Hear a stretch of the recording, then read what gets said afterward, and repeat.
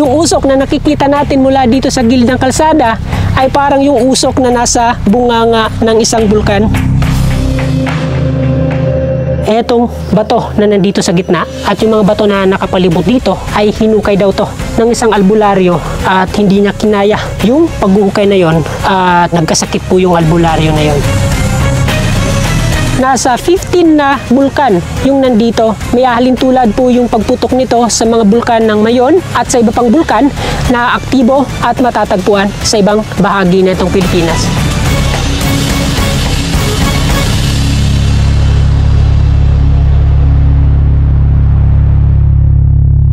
Good morning mga ka-Saf TV, panibagong vlog, panibagong lugar na naman ang ating i-explore ngayong araw. Ayan, so nitong mga nakaraang araw ay na-explore po natin ang ilan sa mga naggagandahang atraksyon na matatagpuan sa bahagi ng Bicol Region. Nakita po natin dito yung mga naglalakihang proyekto na ginagawa sa kabundukan na nasa boundary ng Albay at saka Sorsogon.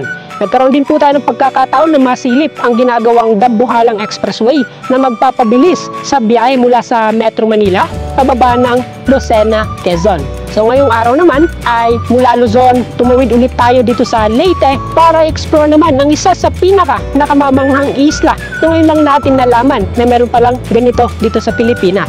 Ito po yung isla na nagtataglay ng higit sa 10 bulkan na talaga namang mamamangha kayo kasi magkalapit lang itong mga bulkan na to. Maya-maya ay atin pong alamin kung ano itong lugar na to at kung ano yung mga bulkan na makikita natin dito.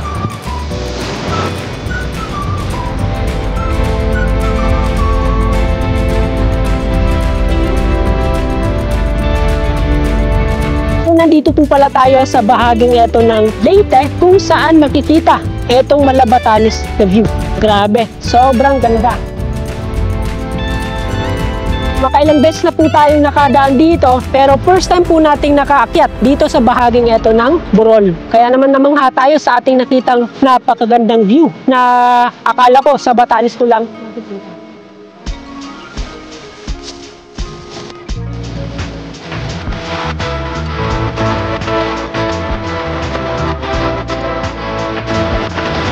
Ayan, so mamaya nga pala, after natin dito sa islang ating pupuntahan ngayong araw, ay bibisitahin po natin ng Ormoc City para saksihan ang isa sa pinakamalaking festival na ginaganap dito sa probinsya ng Leyte. Ngayong may oras pa tayo, ay ikutin po muna natin itong bahaging ito ng Northern Leyte kung saan ay marami pa yung mga undiscovered places.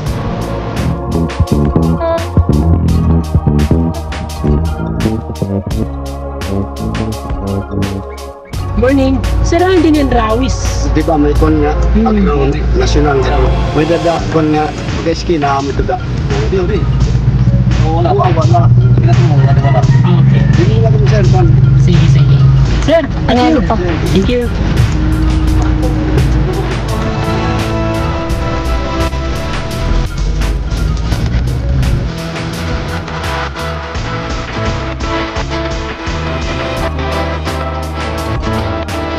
Medyo nahihirapan po tayong hanapin itong City Rawis kasi hindi to nakikita sa Google Maps. Kaya kailangan po natin magtanong-tanong sa mga taga rito para hindi tayo magkamali ng pagliko sa mga kanto na nandito sa sentro nitong Leyte.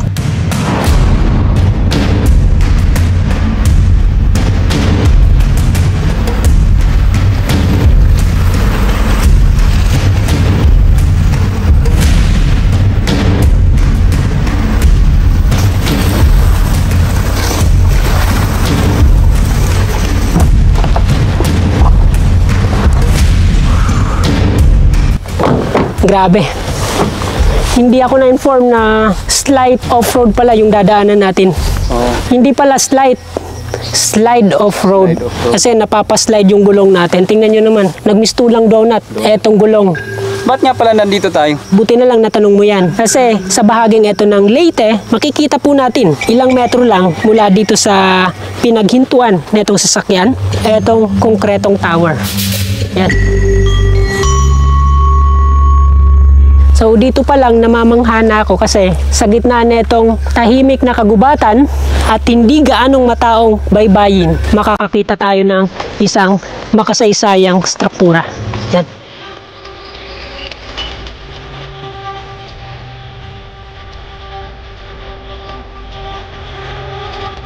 Bakit nga ba may ganitong struktura dito? Buti na lang, natanong mo na naman yan. Marami talagang tanong tong si Bata. So, natanong nyo na rin lang kung bakit nga ba merong ganitong struktura dito. Etong Leyte kasi ay isa sa mga pinaka-target ng mga Moro Raiders noong unang panahon. Etong strukturang to ang isa sa mga ginawang taguan ng mga matatandang kababaihan, mga bata, yung mga residenteng taga rito na hindi kayang lumaban ay dito na nagtatago. Makikita po natin parang mababa lang po siya pero dati mataas po ito at wala etong butas na to.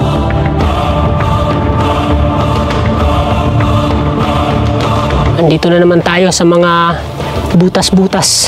So dito sa entrance netong konkretong tower ay mapapansin po natin na mayroong mga bakas. Yun, yung may mga uling, may mga naiwan pang saging. Ito po yung mga bagay na naiwan na ng mga naliligo o tumatambay dito sa paligid netong tower. Parang ginawang lutuan etong butas na to na papasok dito sa tower.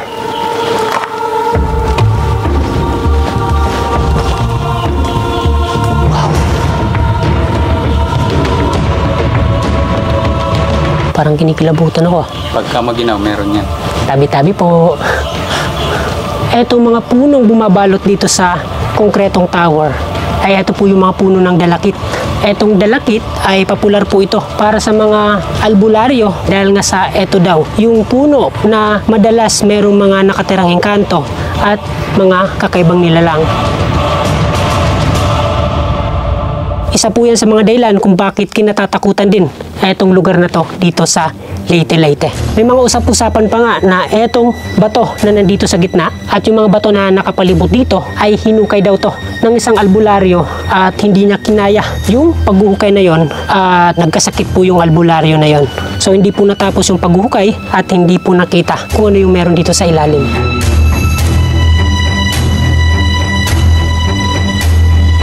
So dito nga pala, makikita po natin na parang natatabunan na o parang tumataas yung level ng flooring dito. Hindi daw po ito ganito kataas, kundi mas mababa pa to. At dahil sa mga nagdaang bagyo, minsan pumapasok yung tubig dagat dito. Kaya yung mga nadadalang buhangin o lupa ay natatambak dito sa loob. Kaya tumaas ng tumaas yung level ng sahig netong loob ng konkretong tower.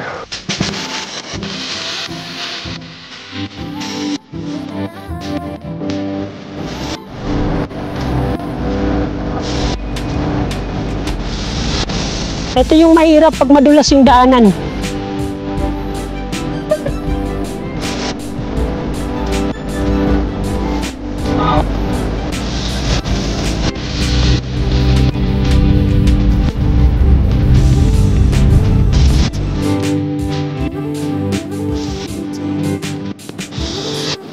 So mula naman dito sa bahaging ito ng Leyte ay magta-travel naman po tayo ng ilang minuto papunta sa kabilang isla, yung probinsya ng Biliran, kung saan ay bibisitahin po natin ang ilan sa mga bulkan na matatagpuan dito.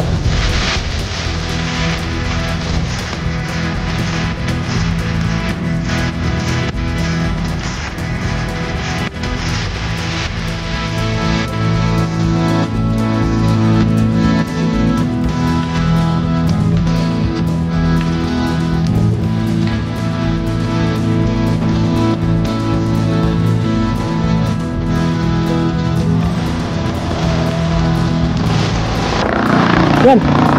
At matapos ang ilang minutong travel mula doon sa sentro ng itong bayan ng Leyte, ay narating na rin po natin itong tulay ng Biliran.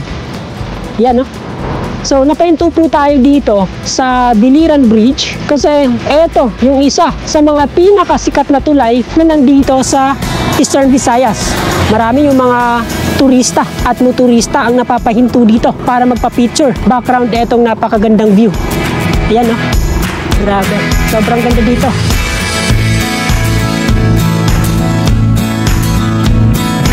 Kung makikita po natin sa drone shot, merong isla dito sa gitna netong Biliran Island at netong mainland Leyte. Ito po yung Puro Island na kung saan naging pundasyon netong Biliran Bridge para maging posible itong ganitong kalsada. So dito yung Biliran Bridge, sa kabila naman yung Nasunugan Causeway.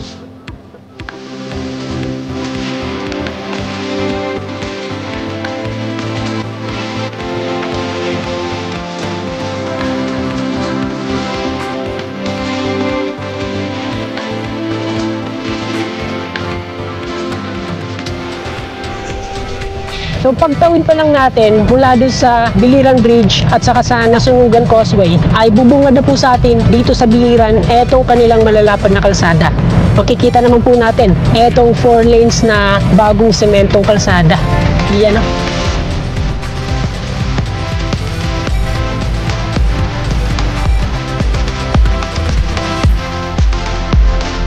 Dati kasi, nung huli nating punta dito, ay nasa 2 lanes lang yung karamihan sa mga kalsada dito sa Biliran. Pero ngayon, makikita nyo malapad na, walang traffic, mas naging safe yung mga sharp na kurbada dito. Dapat lang na i-upgrade sa ganitong kondisyon itong mga kalsada dito sa Biliran dahil nga sa dami ng mga atraksyong pinupuntahan dito sa probinsya.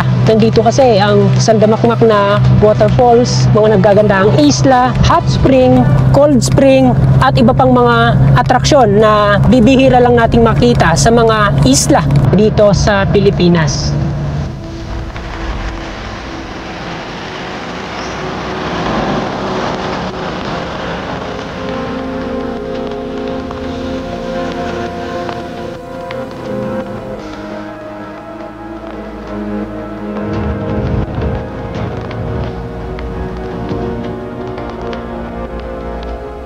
Para sa mga magpupunta dito sa Ligtong Hot Springs, ito po yung bubungad sa inyo na kalsada.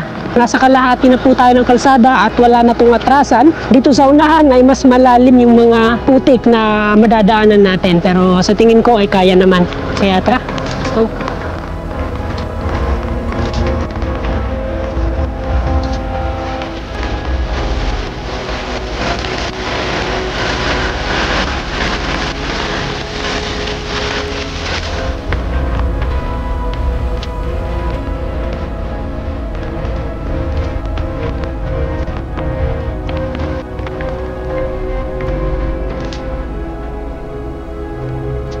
Matapos ang mahigit sa 30 minutes na biyahe mula doon sa Biliran Bridge, ay narating na rin po natin etong bahaging ito ng Naval Biliran kung saan makikita etong Ligtong Hot Springs.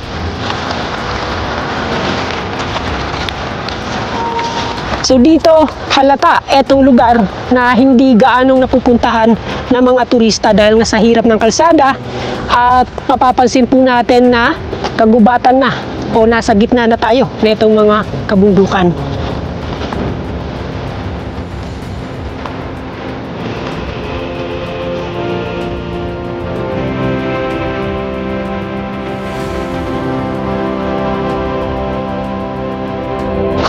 Nasa 100 meters lang mula dito sa gilid nitong kalsada, matatanaw na po natin etong hot springs na itong Ligtong.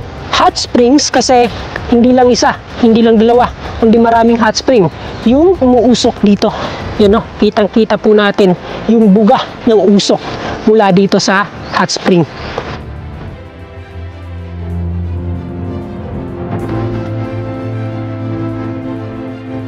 Mula dito sa taas ay amoy na amoy natin yung malanilagang itlog na amoy dahil po yan sa sulfur na ibinubuga na itong hot springs. Para sa mga nagtatanong bakit nga ba may hot spring dito sa bahaging ito ng Naval Biliran. So dahil po yan sa dami ng mga bulkan na nandito mismo sa isla ng Biliran. Imagine, nasa 15 na bulkan yung nandito at 14 dito ay inactive na o hindi na puputok sa anumang darating na taon. Habang yung isa naman, yun po yung aktibo at may halintulad po yung pagputok nito sa mga bulkan ng Mayon, sa Taal at sa iba pang bulkan na aktibo at matatagpuan sa ibang bahagi nitong Pilipinas.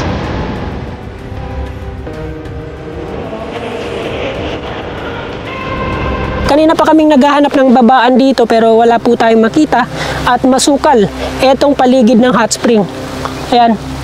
Yung usok po niya parang hindi yung normal na usok na galing sa isang normal na hot spring. Yung usok na nakikita natin mula dito sa gilid ng kalsada ay parang yung usok na nasa bunganga ng isang bulkan.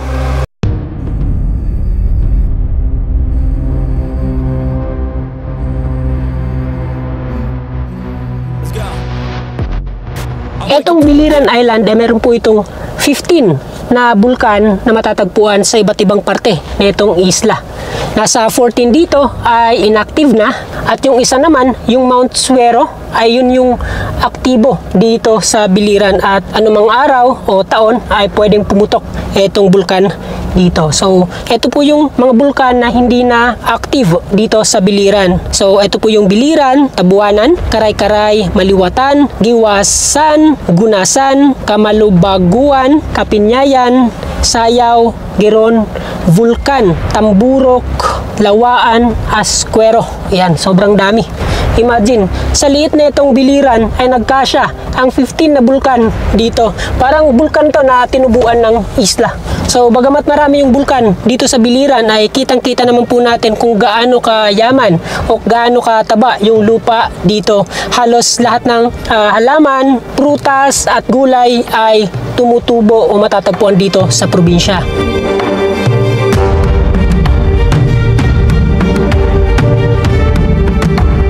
So, yung pinakamalapit na bulkan dito sa Libtong Hot Springs ay yung Mount Biliran. Sa likuran naman po nito ay yung Mount Suero, yung aktibong bulkan. Kaya ganun na lang kung umusok yung mga hot spring na nakapalibot dito.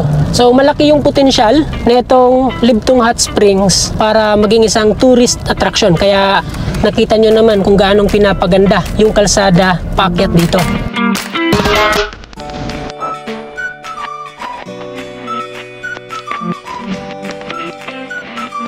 Mula dito ay magta-travel naman po tayo ng higit 1 oras papunta sa Ormoc City, kung saan ay makikisaya naman tayo at manonood ng isa sa pinaka-engranding festival meron dito sa Eastern Visayas. Ito po yung Piña Festival na taunang ginaganap dito sa Ormoc City. Bagi po yan sa kapiyastahan ni San Pedro at saka San Pablo ng Ormoc City.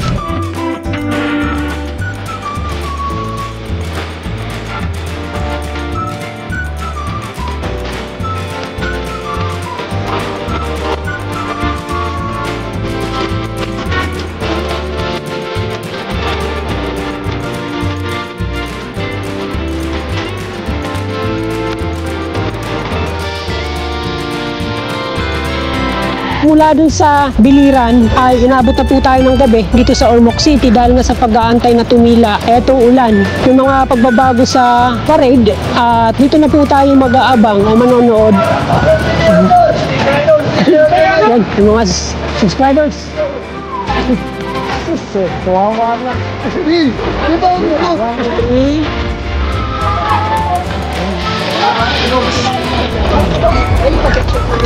Thank you. Ito lang eh.